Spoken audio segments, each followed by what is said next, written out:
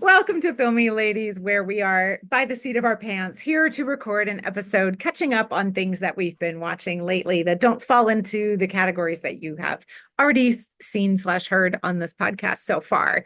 I really only managed two things of note to share for this episode, and I have no idea what Pitu is going to discuss. So tell me, Pitu, what have you been watching? I watched three things. One thing I absolutely loved, one thing was annoying and I couldn't finish it.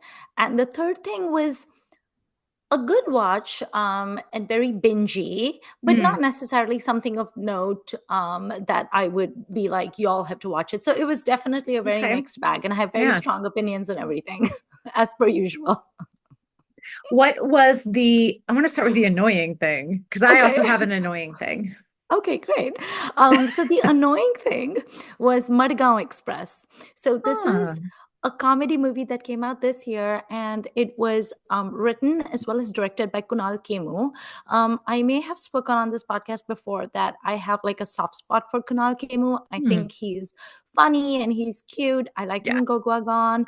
Yeah. I think he's very smart in a way that people don't give him credit for. I Hmm. watched a lot of his interviews, and he's very well spoken and Hmm. intelligent, way smarter than Saif, by the way, even though Saif tries to act all like, so Right. pretentious. So I really like Kunal Kemu, and I also like his pairing with Soha in like real life. They just seem like such a wholesome, adorable couple. So I really wanted to like Madgaon Express Hmm. because the concept is right up my alley. It sounds like a very like Bollywood version of Hangover, basically. Ah. So it's three friends.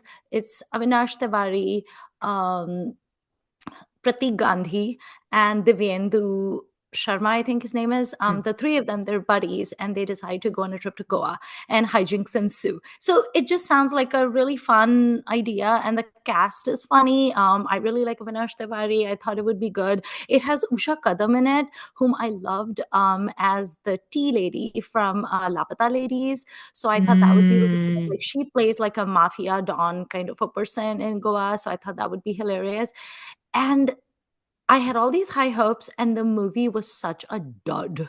Oh. Yeah, it's like a 2 hour movie, and I got through like 1 hour, and then I was really forcing myself to keep watching it. And I was like, eventually, I just could not take it anymore, and I switched it off. Now, if it magically became funny in the second half, I don't know, but it just Hmm. wasn't funny.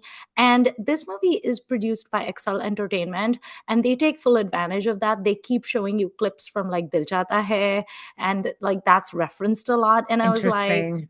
okay, I that's cool that you managed to get clips from Dil Chahta Hai to like shove down our throat, but it's still not funny. And I would rather just watch Dil Chahta Hai again. So it's very irritating more than anything. Hmm. And if you're going to make a movie about three childhood besties going off on a trip, the least you can do is cast three people that have great chemistry and that Hmm. have this like fondness for each other that's believable. It was not believable at all. I have to give Oh. credit to Divyendu Sharma. Hopefully, I'm saying his name right, because I thought he was actually the funniest of the lot, and he Hmm. really did a good job.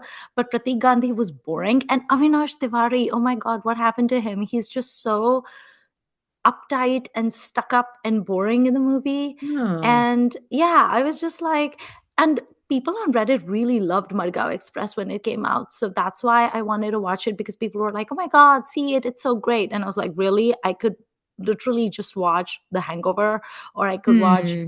Zindagi Ne Milegi Dobara, or I could watch Dil Chahta Hai. Why would I watch this? It's like derivative and not funny. Hmm. So it's just kind of a disappointment. And before anyone comes at me saying it's meant to be like a screwball comedy and it's not supposed to be particularly intelligent, listen, I grew up on a diet of David Dhawan. Okay, I've watched all the David Dhawan Govinda movies. I love Kuli number one. I love Hero number one. I love Raja Babu. I am not looking for an intellectual anything. I'm just looking for the laughs, and the movie just didn't deliver. So if Hmm. anyone is seeing Madgaon Express and they're kind of bummed, let me know. My choices were either Madgaon Express or Munja, both of which I Ah. wanted to watch. But because it was 9 p.m. on a school night, I decided that Munja was probably a bad idea. because then, like, I don't know if I can handle a horror comedy at 9 p.m. and Do then love horror movies. I do, but then I'm gonna like jump up in the middle of the night and like get weird dreams and then I have work the next day. And you know why I was hesitant to do that? Because I already was sleep deprived Mm, and was already like slogging at work due to the amazing movie that I saw. So I did not want to repeat that mistake. okay. So anyway, I regret not watching Munja instead, but Munja is next in my watch list. So Mm. what was the annoying thing you watched?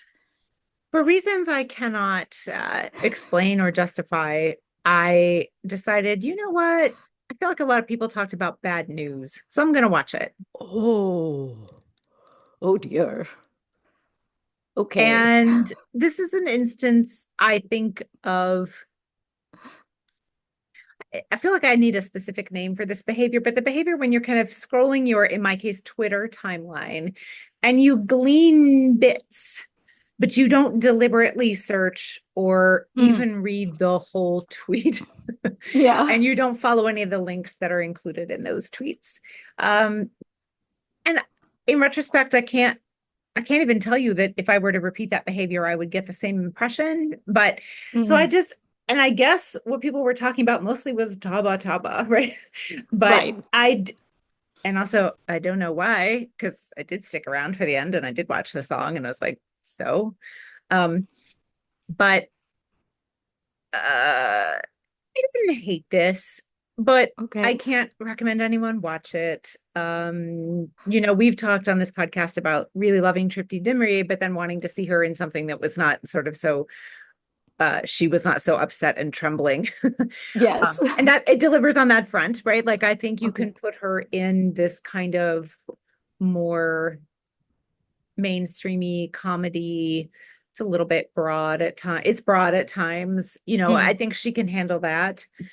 Is it Um, like a sex comedy, like, kind like No of Control and those kind of not movies? quite as bad as, or Okay. I shouldn't say bad, not quite as much as that, I would say. But Okay. the gist is that she and Vicky Kaushal meet at a wedding and instantly are smitten with each other and they date and they get married really fast. And then Okay. she has been clear with him from the beginning when he, like the day after the wedding, is like, I want to see you again. She's like, I'm really focused on my career right now. She's a chef and she really wants to get a particular kind of a star. I forget what Mm. it's called.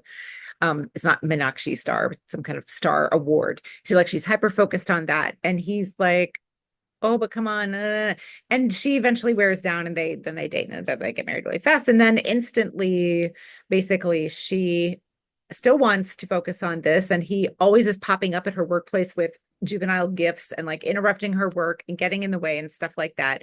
And he's very close to his mother and calls her all the time, like tries to talk with her like multiple times a day, even on their honeymoon. Ooh. She actually like knocks on their bedroom door on the wedding night multiple times, like, and Oh, that is good Shiba Lord. Chada, who is Oh. better than that. I think I wanted kind of a juicier role for her, and they try to explain it by a traumatic, sad thing that happened that involved Vicky not being able to get to the phone or not getting to the phone when his mother was calling or something like that. But you're still just like, this is still like codependent and weird and like not good for Yeah. an adult person and their adult parent. Um, and so they divorce. Oh, And then okay. she goes off to Missouri, I think, and becomes a chef. And she loses her job. Not only does she not get the star, she's fired because of like nonsense that he has basically caused. So she goes off to Missouri. She has a one night stand with a coworker in Missouri who maybe is actually her boss. That was slightly unclear to me. So like that's Mm. not good. Um, and then Vicky shows back up that same night saying like it would be our 1 year anniversary. I really miss you. And they sleep together again. So then she has twins with one man as each parent, a parent of Okay. each of a twin. Um, I did not even bother to look up whether this is actually possible. They were using scientific terms. I'm like, well, okay, sure, maybe that's real. I think Who it's called cares? super Exactly. fecundation. Exactly. Yeah. And I only That's know about it because it happens very commonly with cats. ah And I know way more about interesting. cats than I know about humans. Right. Well, you So know more about it's taking care of cats than of I having do. human Yeah. children too. Yes. So, same with like dogs. And then it's like kind of the men are like kind of trying to out parent each other and da da da da da. And then there's like a traumatic thing at the end. And then like, how's it all going to resolve itself? And I won't spoil it for people, but there are, parts of this were better than I thought it would be. Like, I thought it was going to be more kind of broad, loud, unclever sex farce than it was. Mm. But it's also like there's kind of jokes about domestic violence. And Gross. there's a scene where they have this whole thing with so I will spoil a bit of this. So maybe, if you don't want to hear this, mute for the next 2 minutes. Towards the end of the film, Tripti is so stressed out that she, I guess, is passed out or something. I don't know, before she's had the children. And the doctor says, we need to make a decision because one of the twins is much healthier than the other, but the mom is unconscious. So what we need to deliver now so that the weaker child has a chance. Okay. But mom is unconscious and cannot consent to this.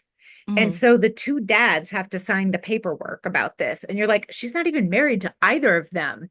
So how do they have rights here? Like, right. And I don't think I can't remember if her family is there at this point or not. It's really gross. It's really gross to think. And I know that pregnant women often have horrible things happen to them without their consent, and people in other medical conditions and whatever, but yuck. And it just feels like this is very fabricated drama. And I know we've talked a bit before about like, okay, if people always make good decisions and there was no drama, we'd have no films, but like, can it be a little more right organic or something? Like, this seems very manufactured in a sort of facile way. And this is the same director who did Majama, for example. So I was maybe expecting a little bit more. Yeah. And I know I'm saying I both expected less and more at the same time. Right. But I was looking to see who wrote this film, and one of the writers, it's like one of the writers was on Rocky or Ronnie. And this film definitely has vibes of Rocky or Ronnie, like light, Lite, sort of like a low, and I don't mean tasteless. I mean like no flavor, a low flavor, low fat, light version of Rocky or Ronnie in some ways. Especially Vicky's character sort of maps similarly to Ranveer's. This writer also worked on Shakuntala Devi, which we've talked about on this film as not being maybe great. Half girlfriend. I don't know that movie. Is that a movie that has Shraddha in it? Yeah. Okay. It's one of the what's his name adaptations that writer that everybody loves to hate. Chetan Bhagat? Yes, there you go. Oh God. Okay. That's all I had to say, and you knew who I meant. Yeah. Also worked on Kumbakt Ishq. Remember that charisma film? No. Yeah. So wait, is that charisma or am I getting song. I'm getting no. I'm sorry. That's Karina and Akshay Kumar? Karina and Akshay Kumar. I'm sorry. I'm getting Dangerous Ishq, I think, mixed up with Kumbakt Ishq. Right. Kumbakt Ishq is the one where she is a supermodel and a surgeon at the same time, which is my favorite Karina occupation because I don't buy her as either. Right. Absolutely. So I love them both in the film. This Absolutely. is also the movie where I think they have to do a surgery because there's an alarm clock in Akshay Kumar's stomach. Yeah, it's a memorable film for all that the sounds wrong like reasons. that sounds like something that would happen on Grey's Anatomy or whatever, or all kinds of medical dramas, right? I have a quick question for you. Have you ever seen Good News? Because I haven't seen Good News, even though I love Diljit Dosanjh. No, I haven't. Okay, because I was wondering if so I haven't seen Good News, which is why I didn't see Bad Newz. And I was wondering if they're connected in any way. Like, I almost thought that Bad Newz was going to be some sort of like I have seen Good News. Okay. It had Bebo. Clearly made an impact. Wait, no, I haven't. I have not seen Good News. I'm sorry. I remember it existing, but yeah, no, I have not seen it. The poster is so familiar. I'm like, yes, I have seen that, but no, I have not.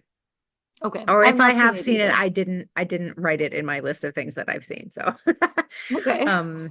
It's, you know what? I bet I started it on a plane and didn't finish it.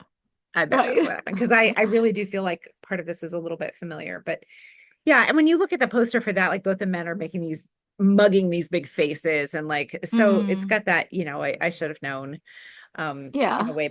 But I do want to say I loved all the interiors, the houses, the restaurants, the hotel that she works in, like all of the interiors are really lovely, which also made me think of Rocky or Ronnie because I loved the Chatterjee's house so much in that film. And then Tripti has been costumed significantly in like really patterned clothes, Okay. and I just loved all of them. And I was like taking screen grabs of sweaters she's wearing that I want to try to knit and stuff. So like I was very taken Right. by a lot of the visuals of this film, but the rest of it I didn't really care about. And I've already talked about it way longer than I think it really deserves. So and Did I you want well, go did you ahead. like the pairing of Vicky Kaushal and Trupti? Because to my mind, they are two extremely different flavors, and I don't know if I like those two flavors together, I hypothetically. would call it fine. Okay. I don't dislike it. I don't clamor for more, but I Okay. was very, very colored also by the I don't like his character at all. I hate Mm, this guy. okay. Also Vicky has this big beard in it, and I don't like the beard, Yeah, which I think he still has in real life too, or at least he has I recently think had. So so. I don't care for Okay. that, but whatever. Who Hmm. cares what I think about Vicky Kaushал's facial hair? But yeah, I found it totally serviceable. Okay. They have some like kind of slightly racier interactions than you might in some Mm, films, but I didn't get particular heat off of them in an amazing way. Like Shah Rukh and Deepika in, mm. Pathan was better than this, I would say. So, but I mean that's a high bar. So uh Yeah. so I yeah, did yeah. see, I saw clips of that like supposedly racy song. I saw clips of the Toba Toba song as well. And I was like, both of these things look really lame. Like, why were people so hyped up Yeah. about this Toba Toba song? I was like, it's so ordinary and Yeah, I boring, and the didn't song get is not anything catchy off that either. song Yeah, either. and the race Yeah. song was also, I was like, I would literally rather watch Suraj Hua Madham. What this song does have is two instances of a use of cake. So I screen grabbed them and sent them to our friend Aditi Sen, who, if you missed our episode back at Christmas, where we talked with her about cakes in Bollywood, she has a whole Instagram about it. You should definitely listen for that. I'll try to put the link in the show notes. Hooray for cakes. And because they, Okay, they great. both work at restaurants, there's a lot of food. So there were things where I was like, oh, now I'm hungry. But Yeah, nice. Okay. Like the bingy but not phenomenal, but a good time thing that I saw was actually The Perfect Couple. It's mm, a show that's streaming on Netflix. It's only about 6 episodes. I like Nicole Kidman, and she was like sort of the main person. And this is not Bollywood connected, by the way. So there's Nicole Kidman and Liev Schreiber. Did I say his last name right? I think so. Yep. Okay. And it has Megan Fahy, whom I really like from Mm. The White Lotus. It has Ishan Khatter in a small role. Huh. It has Eve, I forget her last name, but she's the only way I know her is that she's actually Bono's daughter, like YouTube Ah. Bono, his daughter. Eve Hewson, I think her name is. Anyway, Oh yeah. so it's this whodunit, and Nicole Kidman plays a role that she has played 1 million times, which is basically Ice Queen. Yeah. So rich Ice Queen, with an accent that sometimes is American, sometimes is Australian, sometimes is British. Her I accent is all know. over the place, and it's shot. It's at least set in Nantucket. I don't know if it's shot there, but it's definitely shot somewhere like on the East Coast. It's very pretty. They're just this like super rich family, and they're all gathered for their son's wedding, and a body appears in the water, and Mm. who did it? It's just a fun who done it. It's 6 episodes, so I watched the first 3 episodes one night, and then I finished the next 3 episodes the next night, and I was just constantly texting with all of my American friends who were watching it. It is based on a novel by Ellen Hildebrand. I have not read the Mm. novel, but I Mm-mm. have friends who have, and they said that the series does depart from the book in some ways. But I enjoyed it. I would not say that. I mean, my gold standard for this sort of concept is still going to be the White Lotus. And Mm. so my friends who had not seen the White Lotus, I was like, okay, if you like The Perfect Couple, then you need to watch the White Lotus. Both seasons are great. I personally prefer the second to the first. And I think they're either location scouting or doing principal photography right now for season 3, which is going to be shot in Koh Samui, Thailand. So I am like waiting for the White Lotus season 3 to come out, which it'll be a while before that happens. But I would recommend The Perfect Couple for people who enjoy mysteries. I think you would enjoy it actually, Beth. Mhm. It's murder mystery, very nice visuals. The characters are very interesting. The most interesting character in the movie is also the most infuriating one, and Ah. he's so punchable. It is the oldest son of Nicole Kidman and Liev Schreiber. I forget his name, and he looks a lot like Chris Pratt. So I kept calling Mm. him Garibo Ka Chris Pratt, but Garibo Ka Chris Pratt is so, Imagine. yeah, he's so punchable. That character is so irritating, but he does it so well Yeah. that I kind of like was dreading every time he would come on screen because I wanted to slap him. But at the same time, I'd be like, you're just so good at this thing that you're doing. So it was like, it was fun. There's a lot of like things that are kind of unexplained in it, and a lot of things in the Mm. movie that in the series that don't make a lot of sense and that seemed a little far-fetched, but like, you know what, it was a good time, it was Mm. very fun. And I discovered that my husband's coworker, her sister wrote The Perfect Couple, and so they were at the Wow. Emmys, which just happened, because I think Yeah. The Perfect Couple was, and then she told my husband that she has a lot of tea from the Emmys, and I was like, oh my god, I need to hear this tea because we're recording the episode tomorrow, Ha ha and ha that the ha ha. but my husband unfortunately could not get the tea in time. Oh But yeah. I will find out and then I will let you know. But yeah, I would recommend The Perfect Couple. It's on Netflix. Just a nice cozy watch, Mm. for people who enjoy it. And if you all have seen The Perfect Couple, then let me know what you think. For Bollywood interested people, Ishan Khatter has a small role. I will deviate from my American friends. So I have a lot of American friends who are Californians who have never watched an Indian movie in their life, Sure. have zero interest in ever watching an Indian movie in their life. And they kept texting me how hot they thought Ishan Khatter was. And I was like, Huh. I don't see it. Allow me to introduce you to Okay. several other people.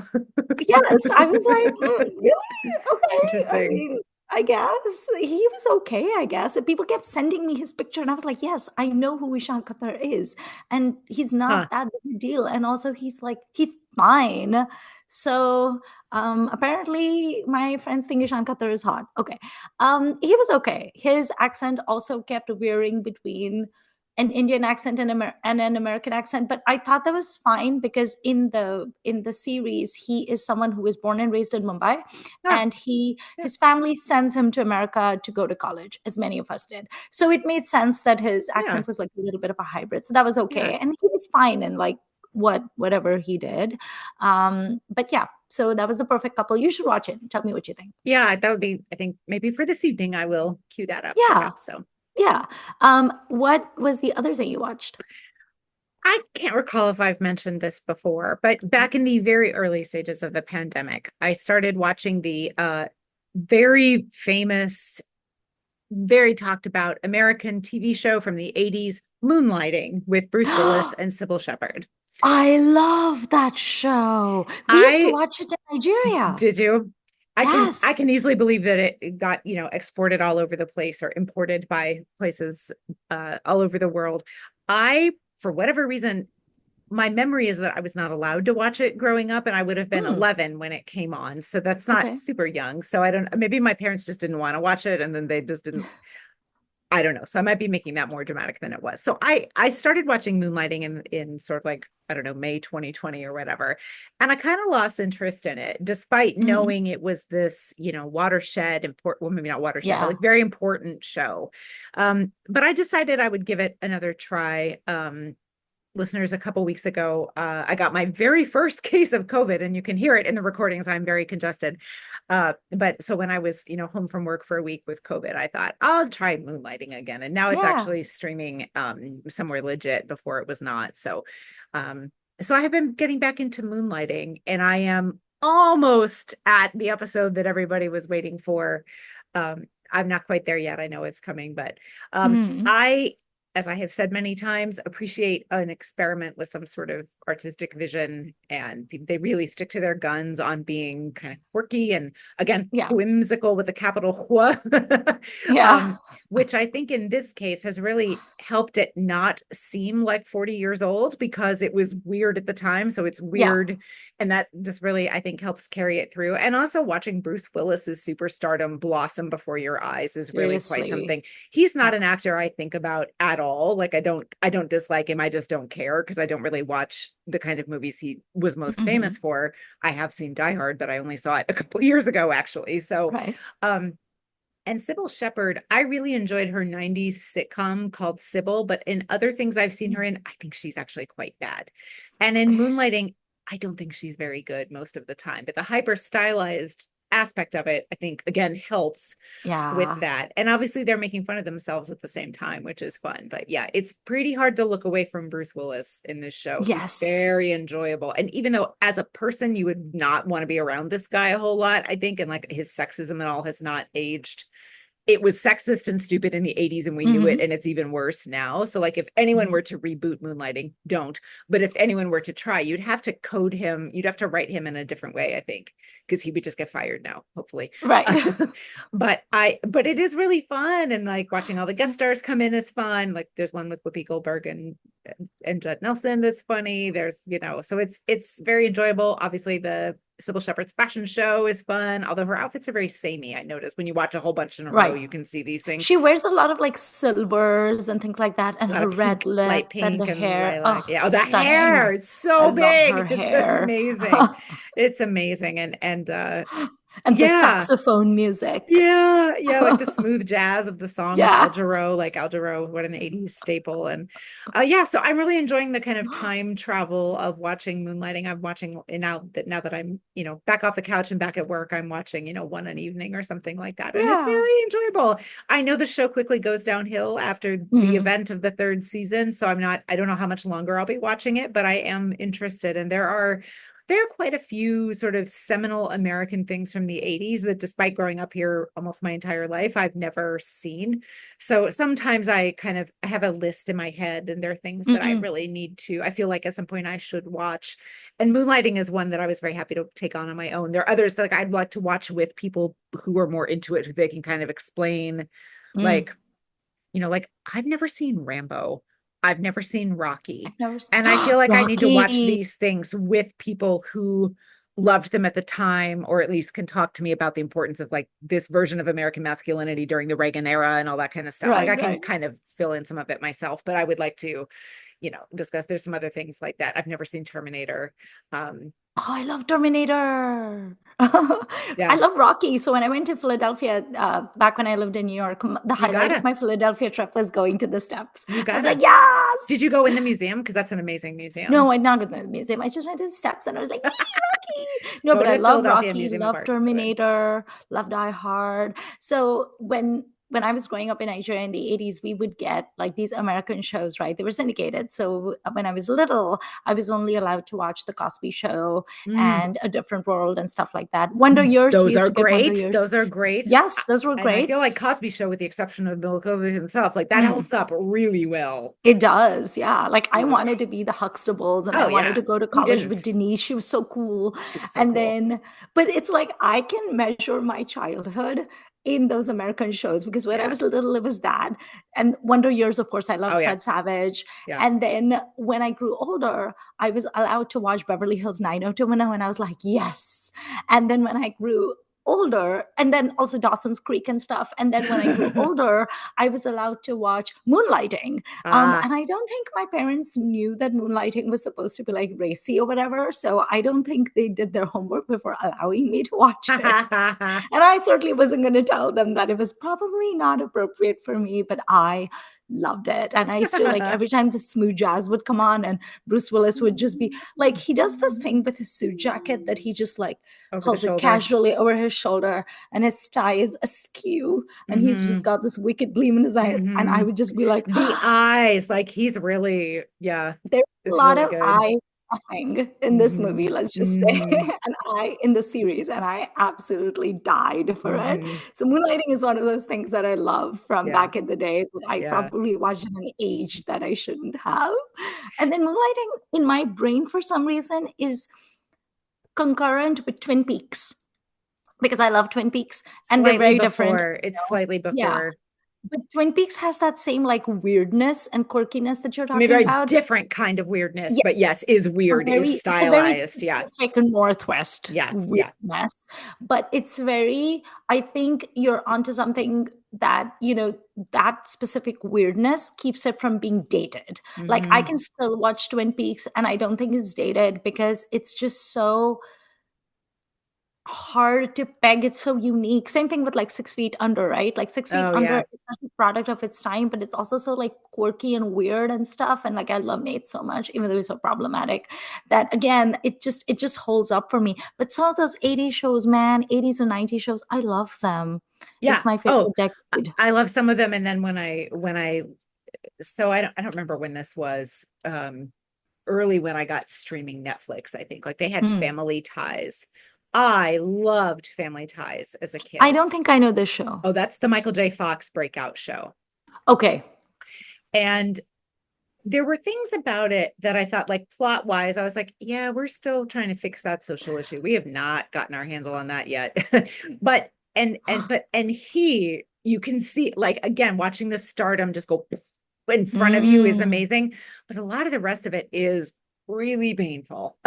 Really? And it's an Okay. 80s sitcom thing, right? 70s, 80s, and 90s. There's Yeah. a lot of heinous 90s sitcoms 90s too. too. Yeah. And I don't have the nostalgia for those because I was older and like thought I was too cool for sitcoms and stuff for the most Right. part by then. But as a kid, like I loved The Cosby Show. I loved Family Ties. Roseanne is another one that has not for me aged well. I know people for Never whom it watched it. has, and putting her aside, but like Mm. again, just the way that it's made, I think, Yeah. even though I appreciate some of the acting. And again, like we've not solved class differences in the United States. Like Right. that show still has a lot of bite to it, I think. But um Did you ever watch yeah, the Fresh Prince of Bel-Air? We loved that. I didn't, and I don't know why, because I am an age where I could have watched it. I Mm. certainly remember the amazing song Parents Just Don't Understand. Right. Oh boy, that was at so many high school dances or junior high and high school dances for me, like ninth grade or whatever. But yeah, I never got into Fresh Prince. I think I did watch it a little bit, but yeah, that's one that I'm kind of missing. Like Knight That's Rider, the I one feel where like you I can didn't see really Will ever watch. Oh Smith's yeah, I'm sure. stardom as well. I'm Yeah. sure. Yeah. So there's a lot of these that part of me wants to kind of go back and scoop up, and it's more the Yeah. movies than the TV. But yeah, Yeah. so I don't know. So Moonlighting, if you have access to it and you have never seen it, I would say definitely worth a watch. Mm. I can't tell you, I when I went back to it this time, I kind of started in season two, so I'm not sure. I can't necessarily say season two is better than one or vice versa, but it's highly watchable, I think, and it's pretty funny and it's very episodic, so you don't need to worry Yeah. about like there's a big overarching thing. You can just hop in and watch some. There is an episode that many people consider one of its sort of most famous, most important, called the dream. I think it's the dream sequence always rings twice, where they both the leads kind of imagine themselves back in the 1940s living out the same Yes. story but from different points of view. I didn't find that one all that impressive or extra engaging or impressive or whatever, Okay. but it's so that's one that's famous if you wish to try, but it's not the one I would choose personally. But yeah, good times, watch it. Nice. Okay. And now I want to talk about the thing that I Yeah. watched and I liked, not even liked, I loved so much Oh wow. that I watched it at night at 9 o'clock. It was done at 11 ish. Then I went to bed. Then I went to work and I was obsessed with it all day. And I kept singing the songs from it. Then I went home from work and I rewatched it at 9 o'clock. Wow. This is the first time I've seen a movie twice within 24 hours. And the Wow. movie is Laila Majnu. It was released. It was Oh released in 2018. It yeah. stars Tripti Dimri and Avinash Tiwari. So it's Mhm. Tripti Dimri's debut, but it's technically not Avinash Tiwari's debut because I think his debut is a movie called Tu Hi Mera Sunday, which I have never heard of. Oh, you Um, haven't? That no, was oh, that was beloved on Twitter, as I recall. Yeah, but like kind of have like you a seen it? sleeper Is gem. it good? No, I haven't. I haven't Okay, seen it. Awesome, I believe, loves it. Awesome. If you're okay. listening, tell us if that's true. Okay, but it's so Laila Majnu released in 2018 and it completely sank without a trace. And I don't even remember hearing about it Mm, back then. So I don't know if the issue was that it was unmarketed or whatever. And I went down this rabbit hole where I was watching Avinash Tiwari's interviews and he talked about how on the third day of the release, they were already taking its posters down because it was like such a big oh, flop. So I'm not sure, but I just feel like they didn't market it because I certainly did not hear about it. Also, the huh. posters are so generic, and because the title is Laila Majnu, I feel like unless there Oh, was yeah. strong word of mouth, I probably wouldn't have bothered with this movie back when it Interesting. did come out, right? Interesting. Because it just sounds like yet another retelling of the ancient tale Mm-hmm. or whatever. Mm-hmm. But Reddit has been obsessed with Laila Majnu because they recently re-released it, and it made like gobfuls of money. And suddenly, people who'd never Interesting. heard of it, yeah, it came back to the theaters temporarily. Like right now, Tumbad is back in the theaters. Ah, So people suddenly went crazy for it, and that's why I was like, oh, okay, I'll give it a shot. Now, I have spoken in this podcast about how Imtiaz Ali, just as a filmmaker, does not speak to me. I don't hate him as much as I hate, say, Bhansali or whatever, but I just find his movies annoying, with the exception of Jab We Met. So I mm, was a little hesitant going in, but Imtiaz Ali is the producer and a co-writer, but the other co-writer and the director of the movie is actually Sajid Ali, who is apparently Imtiaz Ali's brother. mm. And Avinash Tiwari and Tripti are the leads in it. And it was amazing. I was not expecting it to be as fantastic as it was.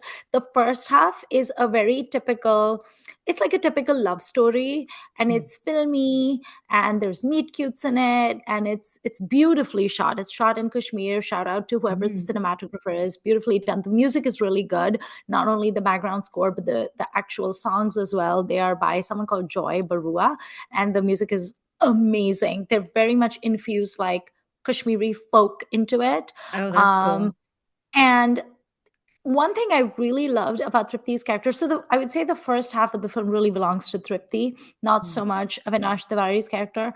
Her character is called Leila, and she plays it so interestingly. One of our big complaints with Imtiaz Ali is that his female characters don't seem to have any personality whatsoever, and they're just paper thin, which is so infuriating, with the exception of Geet from Jab We Met.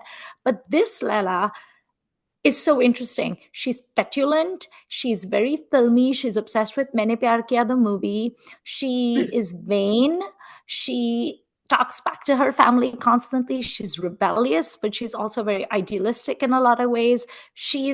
She has so many shades to her. Like I feel like I really got Lela as a human. She was like a flesh and Mm. blood human being, which is such a rarity in the Imtiaz Ali universe. And Tripti does it beautifully. Like Mm. I loved her in Bulbul. I just didn't enjoy Kala as a movie in general, and so I found the constant quivering very irritating. But she was phenomenal in the first half of this film, and she was very much heroine material, not just an actor, but like a full Interesting. blown heroine. Interesting. And her costumes, she's worn all these like bright colors like chartreuse and firozi and like bright pink, and the Mm. makeup. I mean, an example of how beautifully her character is written. Like she's a very beautiful girl, and she knows she's beautiful, and she definitely wields that power. There's a Mm. scene, I don't want to give much away, but there's a scene where she's asked for her phone number, and this is so spot on. She opens her bag and she takes out, it's not a pen, it's a kajal pencil. Because of course this character would have a kajal pencil and not a pen inside, and she writes her phone number with the kajal pencil on the napkin, and then hands it over. She was wonderful. And then the second half completely belongs to Avinash Tiwari. Mm. This man is a revelation, Beth. His Oh. performance, I was literally sitting up in bed, and I was just staring at my computer because I watched this movie on iTunes. And so I watched it on my laptop, and I could not look away. There's a scene where he has to collapse, and I was bawling my eyes out. I Oh. just like, it was so stunning, his performance. And I can't remember the last time I saw a male lead's performance that moved me as much as this did. I think the last performance that really made me like ball was Ranveer Singh's performance as Murad in Gully Boy, because I Mm. love Murad so much. And this character, Kes Bhatt, played by Avinash Tiwari, no notes. 10 on Wow. 10, stupendous performance. Just the man acts with his eyes, he Mm. acts with his body. I can't remember the last time I saw a performance like this. Like this movie belongs to Avinash Tiwari. And I know Avinash Tiwari. I've seen him in Bulbul, although he didn't make as much of an impact on me in Bulbul. To me, Bulbul is Tripti's movie. Oh, And also yeah. Rahul Bose was very memorable Yeah, as yeah, yeah, well. yeah, yeah, yeah. Yeah, but Avinash Tiwari, not so much. However, I do know Avinash Tiwari from Khaki the Bihar chapter, which is a Mm. streaming show I'd watched where he plays Chantan Mahato, a gangster. So it's a very Mm. different avatar. He's like this Bihari gangster, and he's wearing these like very ordinary clothes and his makeup and hair and everything. And he's a gangster, so he's not exactly, but he was very good in that as well. And him in this movie is like, this man, seriously, he could become like a massive superstar Mm, just on the basis of his performance. And he's not like a conventionally handsome hero, but like Shah Rukh, he has this ability, like when he smiles, he just melts your heart. mm, I just thought I was like a diehard Avinash Tiwari fan after watching this movie. And then I went down a rabbit hole, watched all of his interviews, and he talks about how wounded he was because of how bad mm. he talked about how hard it is, first of all, to get a debut in Yeah, Bollywood, what with all the nepos everywhere. I mean, he yeah. didn't say that, those are my words, but he talked about how hard it is to get movies. He talks about how he went to New York to study film, to study acting and everything. And he had these headshots, like 8 by 10 headshots. He came back to India. He thought, oh, I'm going to get all these roles. Nothing. They would take his headshot, throw it in the trash can. It was so hard for Oh, him to get yeah. roles. And then he got this movie, and he said it took about 3 years for Laila Majnu to be made. And he thought, this is it. I've made it. People are going to love my Wow. performance and everything. And he said on the third day of the film's release, the posters were taken down and it was a big Mm, flop. And he was mm. like, I was just crushed. I was like, what more can I do? And I didn't even know if I want to act anymore. And I was like, no, please act. But then he talks about how it was a blessing in disguise and he got more roles, and, he's doing other work as well. But I don't know why this movie just went under the radar. I don't know why it wasn't promoted. I don't know why people didn't watch it, but it was brilliant. And I think it takes a lot of talent for a writer and a director to take an age old star-crossed lover story, which has been done 1 million times in Bollywood, and to make it fresh and new and different and unique. That is very hard to Mm, do. And for the actors to do it that well as well, I thought Avinash Tiwari was mm, phenomenal, and like my whole heart belongs to him. mm, And I don't want to give a lot away, but I was very appreciative of the way that mental illness mm, was tackled in this movie. I thought it was respectful, I thought it was kind.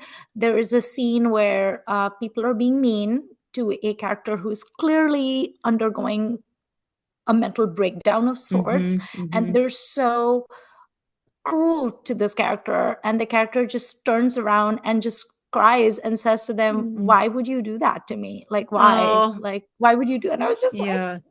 I was just crying. The last time I saw a character where I felt like people really struggling with mental health issues and struggling from just life, and I thought that it was done with a lot of empathy, was ironically in Devdas, not the Mansali one, Uh, the Bimal Roy one, the one that Sal made me watch. yeah, Because I yeah. remember that scene with Dilip Kumar where he's sitting along the banks of the river, and all you see is his back, and the camera just lingers on him, and you Mm, just see his back, and he just looks so forlorn. And I just wanted to reach into the movie, and I mm. just wanted to give Dilip Kumar a little hug and be like, Devdas No, Mukherjee, we can make you better. I was falling into the same trap as Parva and Chandramukhi, where I was like, Devdas, I can you save you. cannot cure alcoholism with hugs. You I know, cannot. but I tried. I wanted to, but I did find it very respectfully done in this as well.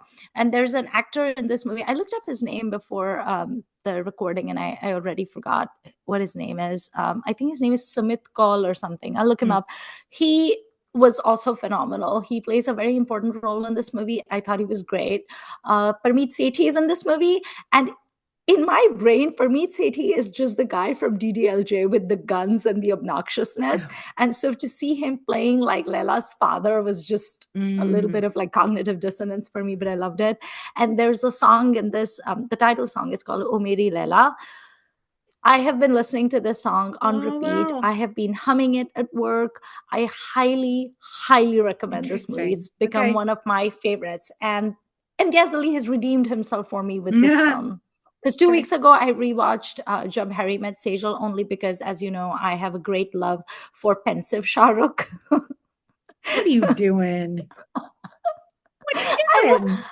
I wanted to watch something bad that I thought if I watched Jab Harry Met Sejal again, something would click and it wouldn't suck as much. It did suck though. It was terrible.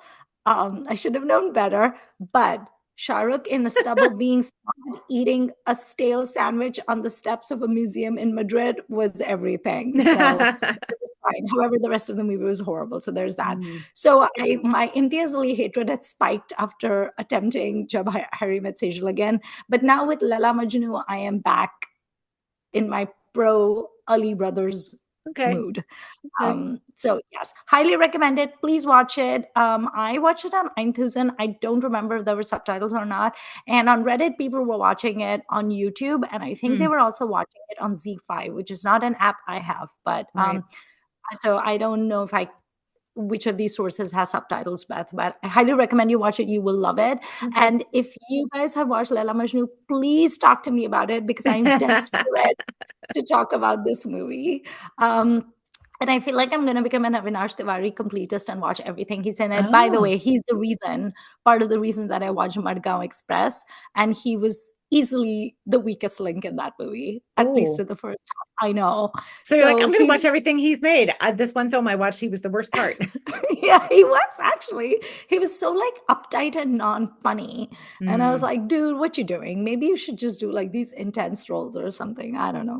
Maybe comedy is not his forte, but it's fine. mm, Yeah. So that was my week. So that is also why I did not want to watch Muncha at 9 p.m. right. because I was already dragging my feet at work and I was in a funk because of Laila Majnu and I was all sad and everything. No. Um, so yes, I have to make better decisions at nighttime when I work the next day, Beth. I just have to make better life decisions in general. Well, it's hard. Okay. Did you have anything else what's on your watch list? I mean, My I know, watch yes, a list lot, is but bananas at the moment. And so for those who maybe have not seen this in the show notes, every other month I have a column at a friend's website called The Cultural Gutter. And I almost always write about Indian films, almost always mm, Hindi, not exclusively, but typically. And she lets me write about whatever I want. So, which is great, but then you're like, whatever I want is a big pool to choose from. So I have this list of things that I think might be appropriate for that website. And the kind of thrust of this website is reputable writing about disreputable art. So I try to mm, go for like B movies or things I don't think anyone has ever, the readers are not likely to have seen. I think the readership is sort of mostly North American. So I, try to bring in Indian things that may not have crossed their radar. Like I'm not writing about Ray over there, for example, although I have mm, done a piece about Merchant Ivory. But mm. so I have a lot of goofy kind of things over there, like a Jitendra spy film or, things by the director, Ravikant Nagaich, who I forget which film of his I've talked about on here, but he does, he did the Mithun spy films, for example. So something like that, I think, is Mm. probably what I'm going to watch next. Or, as you mentioned when we were talking about Doom, your voice activated thing was trying to get you to watch Boom. And I was like, oh, Yes. that's been on my list of things to watch for the cultural gutter. So I might Oh watch Boom gosh. actually.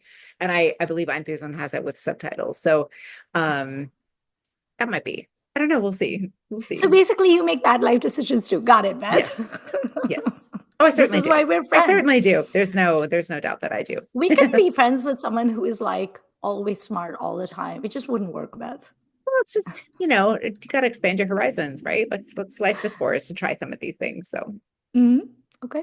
and I feel like I've written down and my book list is out of control. My TV list Mm, is out of control. And yet I was like, what do I want to watch? I'm going to go watch this 80s show. Like right. you know, sometimes it's about like what do you have the brain power for or the mood Yeah. for or whatever. So I know there's things like I started Guns or Gulabs. Ah. And I was really like, I think it's very good. Mm, And I'm not sure I want to keep watching it. You know what I mean? Because it's yeah. violent, and I'm not sure I'm in the like drug smuggling, police Yeah. blackmailing, small town kind of mode. Mm. Even That's though how I feel Rajkumar about. Rao is amazing and everyone else is Yeah. amazing, so I That's want to how I feel watch about it, but then also I Sector don't. 26. Oh yeah, I've been hearing good things about it. My friend was raving about it, but then he also called it bleak, and I was like, I don't need that. So I was just like, nah, I will skip that. I have a whole list on Facebook that I go back to every now and again where I rank the British detective shows that I have watched in order from most bleak to least bleak. Mm. Because that is often the deciding factor for me is this bleak? And then I don't want to watch it if it is, What is usually, the not most always. bleak in your list for the British shows? Broadchurch is I love way up there, but it's Broadchurch. very bleak. Millar. And I went through a phase where I kept Macbeth. talking like David Tennant for Yeah. a week. Shetland That's is good. way up there. Oh, I've seen Shetland. That's Yeah, good too. it doesn't mean I don't think they're great. It just means I think they're Right. bleak. Um, Yeah.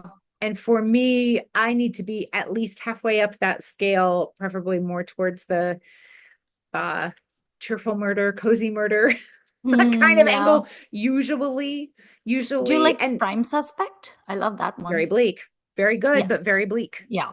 And I started like a month ago or so, I started the prequel that they made about Jane Tennyson when she's much younger, called Tennyson when she's first on the Oh, I've force. not seen that. And it's in 70s London, I Mm. believe. And being a woman police officer in the 70s in London is horrible, and London in the 70s is like even more gray and filthy and like Oh just God. like there's smoke everywhere and Yeah. it's gritty and gross. And And is it um still Helen Mirren, like no, de-aged or no, something? Or it's it's just a a different, different okay. actor. Yeah. Because part of the thing about Prime Suspect is you get to watch Is Helen Helen Mirren, of Mirren. course, yeah. Yeah. And this one has a dead girl turns up at the beginning. I'm like, must it always be a dead girl? So It's always a dead girl. and the dead girl's mother is played by an actress I really, really love. And I was like, I might keep watching for you, Nancy Carroll, but now I'm like, I don't know if I can do it. So, sometimes it's just, I Yeah. just don't want that. And I just go back and watch Poirot instead, which is obviously amazingly plotted and written and acted. And the design and decor is through the roof. And Yeah. it's not always chipper, but it has a sort of, we've solved that one kind of Right. Yeah. satisfaction to it. And I love watching Mhm. Poirot be smart. I love it. I want to rewatch at some point when I have time the Peter Sellers Pink Panther movies because I love those so Ah, much. They're so fun. sure. I love his boss who is always so infuriated. I can imagine. It just makes me happy to see him. But yes, I don't have the time, but I would like to at some Mm. point. Um, do Do you you? have time for some filmy trivia questions? Yes. All right. So if you did not listen to our last episode, I was given by one of my former students a box of filmy trivia cards that fall into various categories. So Pitu is nobly putting up with some trivia questions. And listeners, if you want to play along, just pause after I ask the question and then you can go see if you're right. The good thing Okay. is I have a better chance of answering these than Jeopardy. Jeopardy frustrates me because I'm too dumb for Oh, it. So this is well, better. Jeopardy is also pulling from a much bigger, these are all about Hindi films. So Yes. vast as that is, the whole world that Jeopardy covers is even more vast. Mhm. Okay, let's see which one I did not ask you last time. Okay, we have a card on plot lines. Okay. A husband helps his new wife reunite with her first love, her father's former music student. Oh, Hum Dil De Chuke Sanam. Yeah. Also, Wo Saat Din. Hmm. After reading her deceased mother's letter, a girl tries to reunite her father with his college Oh friend. God, कुछ कुछ होता है. A man heals from an accident and tries to win back his former fiance who is engaged to her boss. We have Accident? discussed this film on this podcast. It's not. Stars many of your favorite people. Two of your favorite people. Oh, good Lord. I have no idea. What is this? Chandni. Oh, I've never thought of it like that, but okay, cool. Okay. I was thinking about this film earlier today. A father and daughter drive to their ancestral home in a taxi. Piku. Yeah. Because Oh, it I is, miss Irfan. as we record this, it is National Voter Registration Day in the United States. And Piku has that great line about this guy. She's like, he's not ready. He doesn't vote and he's never seen Ray films. I don't know how I was tolerating him, which is currently my pinned tweet because I think that's true. And my life would be a lot better if I followed that advice. Oh, Okay. A dancer lands her first movie, and unknown to her, her co-star falls madly in love with her. Rangila. Right. Is it unknown to her? No, Yeah. it's I mean, not not unknown to not by her. the end. Okay. Would you like a movie stars question card, a general card, or see, we're not going to do music because that would be me pronouncing a lot of Hindi, and that's not pleasant for Okay. anybody. You So, pick. I don't care. okay, You pick. we're going to do movie stars. These are pretty easy, you guys. Okay. Who stars as the male lead in the 2014 Kubsarat? In the 2014 Kubsura, that would be Fawad Khan. Sure would. Yep. What is the nickname of Jackie Schroff's son? Tiger? Who dances in the song Mehbooba Mehbooba from Sholay? Oh, Helen, obviously. Who And made his Amjad. debut in Ishq Vishk? And this is Shahid. asterisk, yeah. Debut as a hero, obviously. And who stars as the female lead in Major Saab? All I I've never remember heard of about this film. Major Saab was Amitabh Bachchan and Nafisa Ali and that song. Major Saab, was it Sonali Bendre? It sure is. Well done. Ah, okay. I didn't Okay. know that was her debut film. Today's trivia questions. There you go. Yay! The plotline ones are Okay. my favorite because you're like, oh, they distilled all that down. I guess that is what that movie's about. Yeah. Roughly. Like that's not wrong. It's not full, but it's not wrong. So when I lived in India, which was only for like 5 years or so, my cousin and I, Tupu and I, we used to listen to this show on the radio. It was called Bollywood Ka Bacha, or was it on TV? It Oh, was called Bollywood Ka Bacha. It was basically a quiz show, and wasn't it that was so Bowman? much Was fun. that Bowman Irani?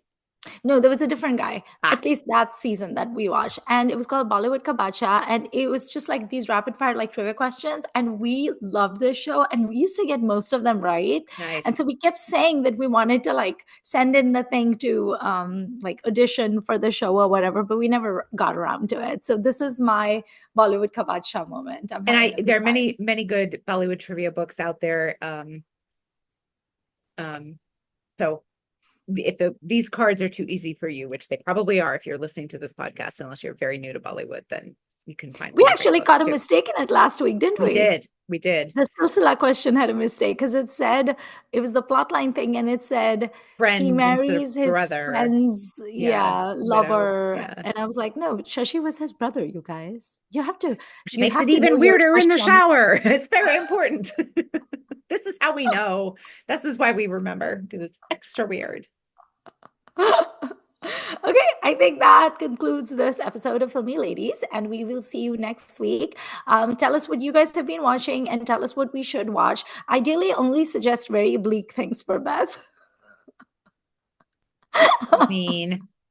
I'm being mean. Mean. Um, and please talk to me about Laila Majnu because I'm obsessed and I really need someone to like rave about this movie with me and also to talk about how lovely Avinash Tiwari is.